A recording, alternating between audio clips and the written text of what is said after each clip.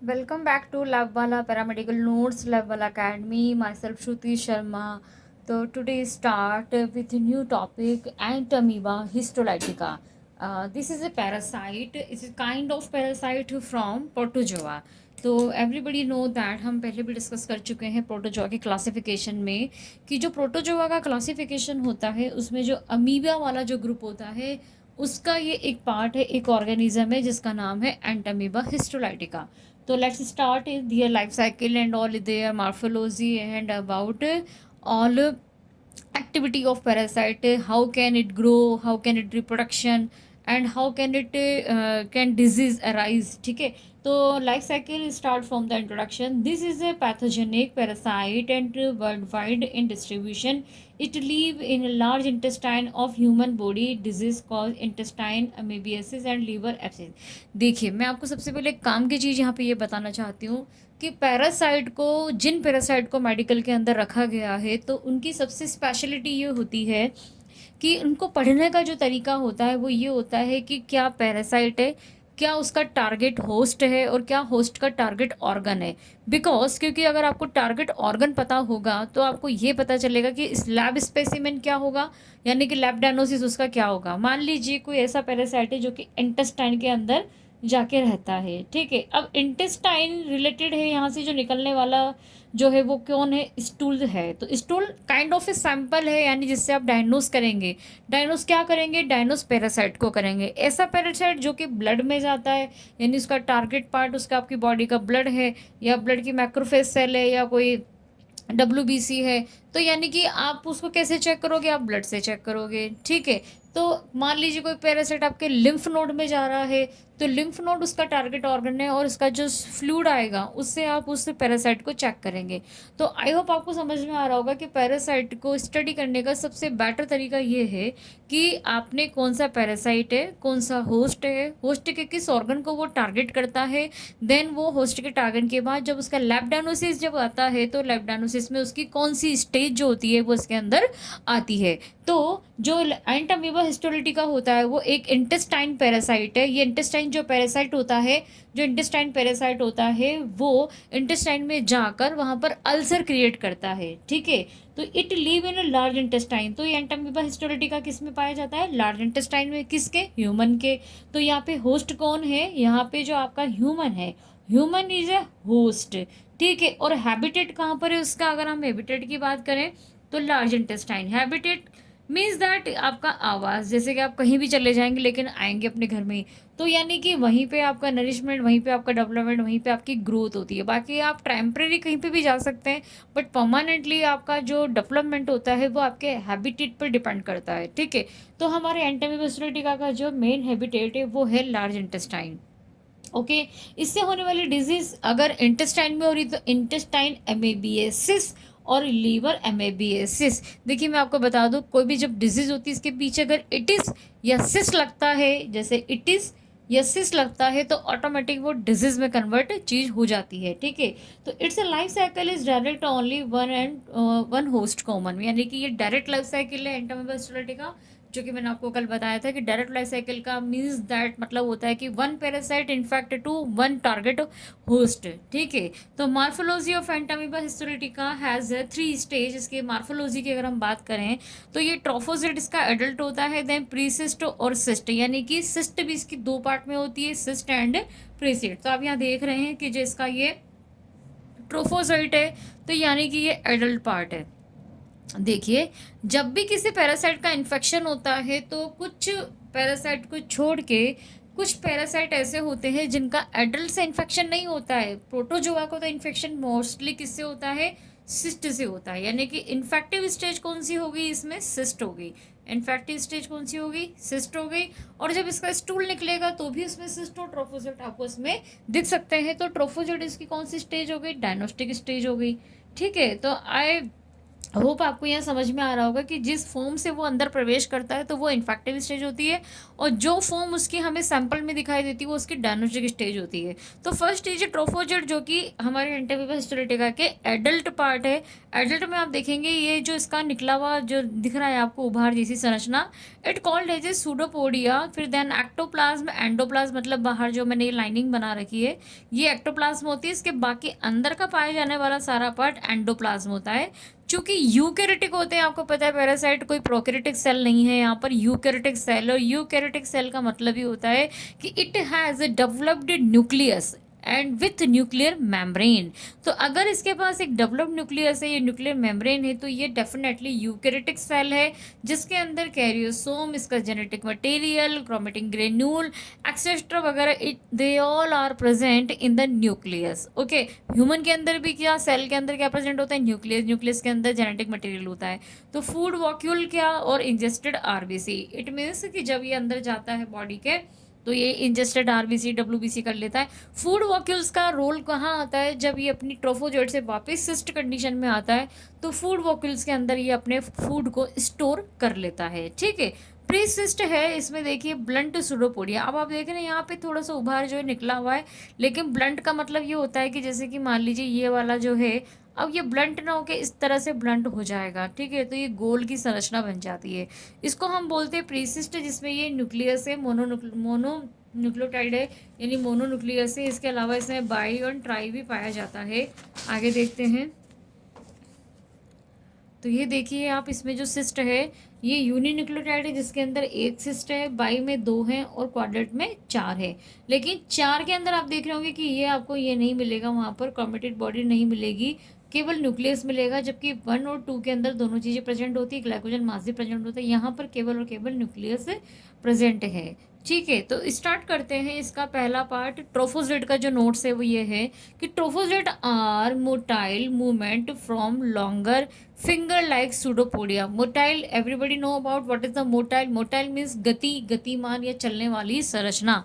तो मूवमेंट कर सकता है ये लॉन्गर यानी कि फिंगर लाइक स्ट्रक्चर सूडोपोडिया होती है। Compare ectoplasm and 2 types of cytoplasm, ectoplasm और एंडोप्लाज्म। यानी एंडोप्लाज्म एक्टोप्लाज्म में साइटोप्लाज्म के 2 पार्ट है। साइज इसका जो होता है 20 से 30 mu m in diameter, bigger than other stage. It has 1 nucleus, spherical round shape, 4 to 6 mu m diameter. Nucleus is contained with karyosome with small like chromatin material inside of nucleus. Sometimes of it has contained with ingested WBC and RBC.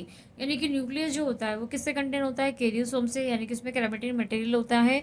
और sometimes it has a contain with ingested WBC and RBC, कि कभी कभी इसके अंदर RBC WBC टूट के भी इसके अंदर चली जाती है।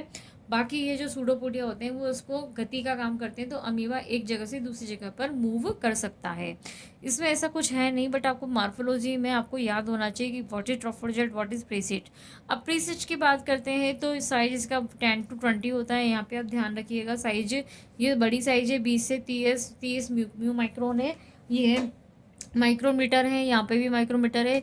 This style from the round and ऑक्सल smaller than trophozoite but larger than cyst. यानी जो प्रीसिस्ट कंडीशन होती है ट्रोफोजोइड से तो क्या होती है, छोटी होती है, पर सिस्ट से क्या होती है, थोड़ी बड़ी होती है, क्योंकि 3 स्टेज में पाया जाता है। तो no RBC WBC found endoplasm, they have blunt pseudopodium, food vacuole disappear but nuclear is smaller is than trophozoite. यानी कि प्री सिस्ट के अंदर ब्लंट सूडोपोडिया प्रेजेंट होता है, दूसरा इसमें कोई फूड वॉक्यूल्स प्रेजेंट होती हैं और डिसअपियर होने लग जाती है, मतलब nuclear is similar as a trophozoite. तो आप देखेंगे कि प्री सिस्ट की संरचना में पीछे मैंने डायग्राम आपको बताया था, वहाँ पर इसकी स्ट्रक्चर दे रखी है। इसके साथ में प्रीसिस्ट जो सिस्ट वाला पार्ट है इसका थर्ड, उसमें दे रखा है कि cysts are unstable condition and human intestine. The cysts are round, oval, fairly ट्रबल्यूट इन कलर, यानी कि थोड़ा सा वाइटिश कलर में होती है ये सिस्ट, जो कि डायग्नोस्टिक स्टेज के अंदर स्टूल के अंदर दिख भी जाती है। इसका जो साइज होता है वो होता है 6 to 15 माइक्रोमीटर। वो 20 से 30 थी, फिर 10 से 20 था, फिर अब ये 6 से 15 हो गया है, तो छोटा हो गया है। तो ग्लाइकोजन जो मास होता है cyst on starting cyst and जो स्टार्टिंग होती है वो होती है यूनिन्यूक्लियोटाइड से, body that but delivered by binary fission and developed divided in binary fission के बाद जब न्यूक्लियोटाइड डिवाइड होता है तो फिर वो बाई न्यूक्लियोटाइड में और ट्राई न्यूक्लियोटाइड में यानी क्वाड्रेट न्यूक्लियोटाइड के अंदर वो डेवलप हो जाता है, जिसके अंदर सब चीज़ें डिसअपियर होने लगती है, ओनली 4 न्यूक्लियस इसमें बसते हैं। तो the cyst form is a effective form है ह्यूमन। फिर है डिजीज इंटेस्टाइनल अमेबियसिस और लिवर अमेबियसिस। आपको नाम से ही यहाँ पता चल रहा है कि यहाँ पे जो इससे होने वाली disease is very very very important for OTT student. If you are listening my lecture तो please the OTT I request to you student please carefully that कि कोई भी ऑर्गेनिज्म माइक्रो में अगर बैक्टीरिया वायरस फंगस कुछ भी आता है तो you should know about the disease name of the parasite. यानी कि आपके एग्ज़ाम में ये पूछा जा सकता है कि प्रोटोजोआ कौन कौन से होते हैं और उनसे होने वाली डिजीज़ को डिस्क्राइब कीजिए। Then what will you do, क्या करेंगे आप? तो आपको पता होना चाहिए कि अगर एंटामीबा स्टिका का नाम आप ले रहे हैं वहाँ पर, तो ऐसा नहीं है कि आप हमेशा वायरस को लें, माइक्रो ऑर्गेनिज्म को लें, नहीं ऐसा नहीं है। आप पैरासाइट को भी ले सकते हैं। Parasite also a micro type of micro organism. तो इंटेस्टाइन में अगर होने वाले जो छाले होते हैं उनको हम बोलते हैं फॉर्मेशन ऑफ अल्सर, और जो कि लीवर के अंदर होने वाले को जो बोलते हैं फॉर्मेशन ऑफ अल्सर। यानी ये नॉर्मल अल्सर है, यहाँ पर कोई अभी वगैरह कुछ अभी तो नहीं है, ट्रोफोजेट वगैरह कुछ भी। तो अब आप देखेंगे इसकी, हम यहाँ पे स्टार्ट करते हैं लाइफ साइकिल। तो लाइफ साइकिल में आप देखेंगे कि आपको जब एंटामीबा हिस्टोरिका का इन्फेक्शन होता है तो वो किस तरह से होता है। देखिए मैं आपको बता दूँ, मान लीजिए कोई पेशेंट है जो कि एंटामीबा हिस्टोरिका से वो है कंटामिनेटेड है, उसने अपना स्टूल जो है वो छोड़ने के बाद वहाँ पर बाहर की साइड में कोई मक्खी उस पर आके बैठ गई। ठीक है, गॉट इट। अब चूंकि हमें मालूम है कि क्वाड्रिन्यूक्लियोटाइड वाली सिस्ट जो है वो उसको इसकी मेटाबॉलिक हिस्ट्री है। ठीक है, तो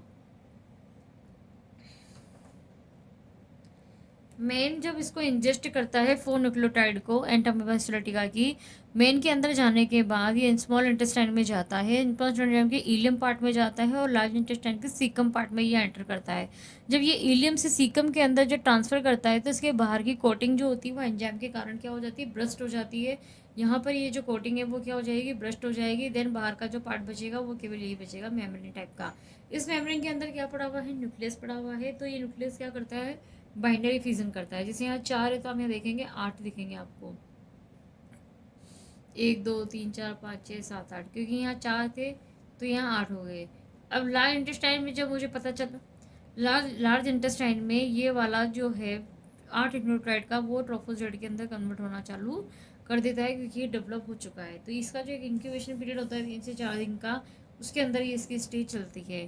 फिर ट्रोफोजोइड के बाद ये वाला जो पार्ट है इसका, जो अंदर इसकी सेल है, टिश्यू सिस्ट है, वो बन जाता है। बनने के बाद वो राउंड लेता है, कहता है राउंड की तरह दिख रही है आपको स्ट्रक्चर यहाँ पर। फिर वो जो ट्रोफोजोइट है वो देखिए प्री सिस्ट के फॉर्म में कंडीशन करता है, यानी कि जो सेवल जो कोशिका भित्ति है या सेल वॉल है जो भी है, तो यहाँ पर वो इस तरह से अपनी स्ट्रक्चर को बनाएगा।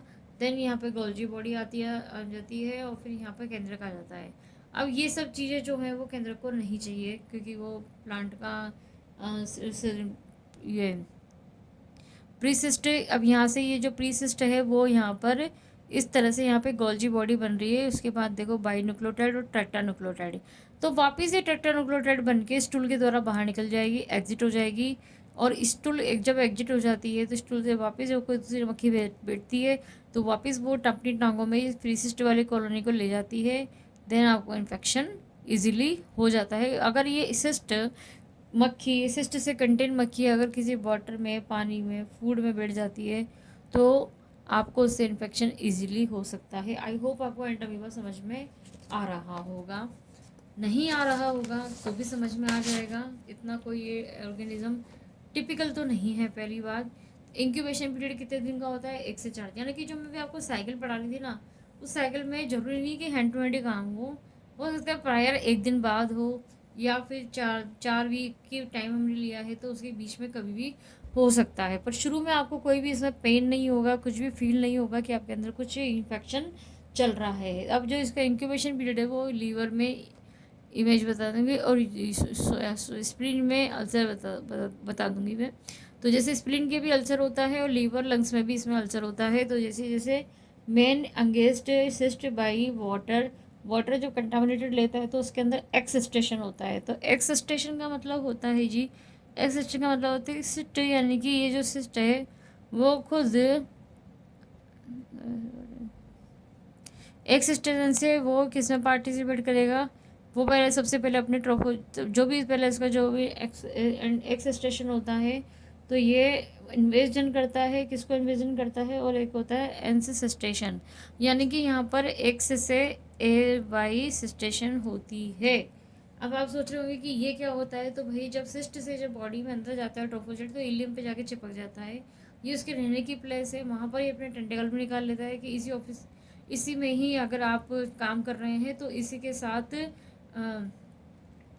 जो एक्स स्टेशन है उसमें आप जब इसको पढ़ रहे होंगे तभी आपको ये पता चलेगा कि एक्स स्टेशन के अंदर का मतलब ये होता है कि ट्रोफोजोइट, सिस्ट ट्रोफोजोइट अब बनना चालू होगा, सिस्ट से बाहर आ चुका है, यानी सिस्ट जब एंटर कर चुका है, पेनिट्रेट कर चुका है, इंटेस्टाइन में आ चुका है, तो फिर वो एक्स स्टेशन के अंदर प्रवेश करेगा। इस स्टेशन का मतलब होता है सिस्ट से टू ट्रोफोजोइट, ट्रोफोजोइट।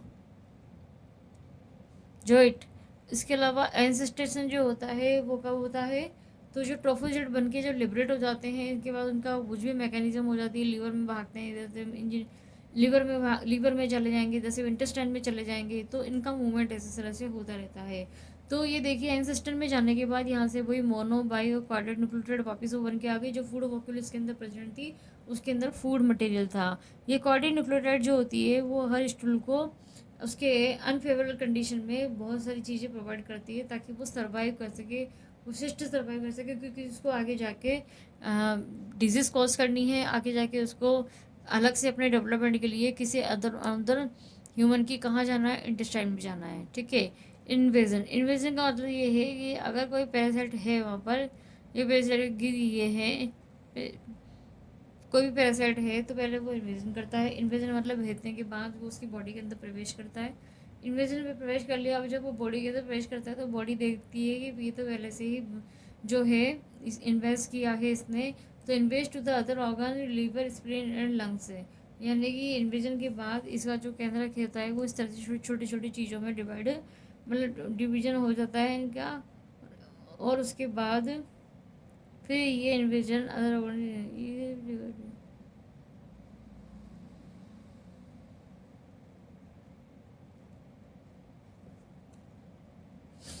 तो invasion to other organ liver spleen and lungs से, तो यानी कि एंटमीबा हिस्टोलिटिका मैन में जब इंजेस्ट होता है तो सबसे पहले एक्स स्टेशन होता है। एक्स स्टेशन का मतलब है कि शिष्ट से तो बाहर आना और किस में कन्वर्ट होना, शिष्ट से फिर ट्रोफोजोइट में कन्वर्ट होना।